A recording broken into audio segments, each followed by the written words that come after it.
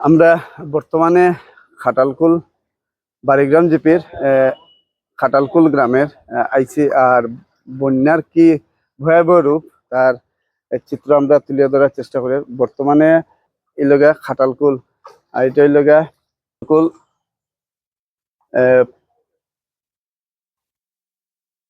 খাটালকুল নিম্ন প্রাথমিক বিদ্যালয়। আর সেই বিদ্যালয়ে আমরা দৃশ্য দেখাই এই এখন আস্তে আস্তে জল ভারে আর রুমের ভিতরে। আর এই দেখুন প্রত্যেকটা বাড়ির কিভাবে ভয়াবহ রূপ জলের। আর এই দেখুন রাস্তার উপরে জল। এইখানে আমরা নির্দল এপি সদস্য প্রতিনিধি শান্তু আইয়া ফাইলিছি শান্তুর এইখানে শান্তু টিটুদা রিপন সহ এই দেখুন জলে। আর আমরা হাকু সহ এই দেখুন গ্রামের কি রকম অবস্থা। এই এমনি খাটালকুল গ্রামের প্রত্যেকটা মানুষ আর কি রাস্তার খুব দুর্ভোগ, এর মধ্যে আর কি ভয়াবহ অবস্থা জলের বন্যা। আর এই দেখুন জলের কন্ডিশন। আর আমরা আরেকজন আগে সমাজসেবী আমার টিটুদা কীর্তন প্রেমিক, এই আমরা টিটুদা তাই না এইবারের বন্যার আগে এটা সহ্য করতে পারছি না তাই না আইসেন। আর এই জলের আপনারা দেখাই, এই দেখুন জলের কি কি কন্ডিশন।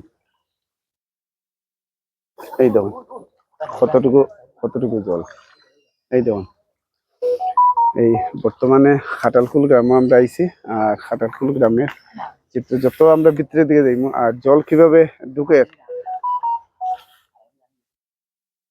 এই দেখুন বর্তমানে জলের স্পিডটা দেখাই না, প্রচুর পরিমাণের জল।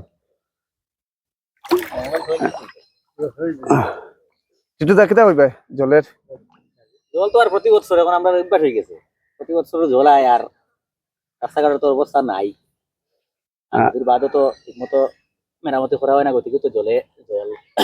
গ্রামের তো বিশেষ করে গ্রামের তো অবস্থা খুব খারাপ। শহরের অবস্থা এখন দেখা যায় প্রচুর ভাবে খারাপ দেখা যায়, যেমন করিমগঞ্জ শিলচর তো খারাপ আছে। আর গ্রামের তো অবস্থা রাস্তা একটু ইয়ে করলেও দেখা যায় খুবই খারাপ অবস্থা।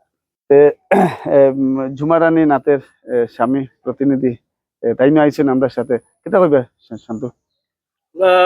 বর্তমানে বাড়িগ্রাম জিপির 7 নম্বর ওয়ার্ড খাটালকুল গ্রামে এখানে তো আইয়া দেখলাম যা অবস্থা জলের। আর রাস্তাঘাট পুরা হাঁটুর উপরে জল আছে।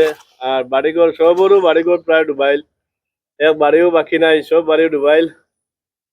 খুব মানুষ কষ্ট করে ফ্লাডের মধ্যে, গরু বাছুরও আছেন বহুত কষ্ট করতা।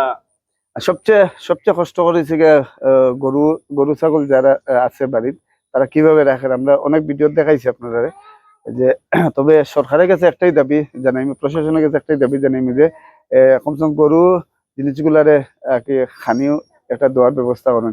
একদম প্রত্যেকটা গ্রামও এইভাবে জলমগ্ন। যাই হোক আমরা যেটা চিত্র আছে সেটাই তুলে ধরার চেষ্টা করি। সবাই সুস্থ তখন ভালো তখন এটাই কামনা।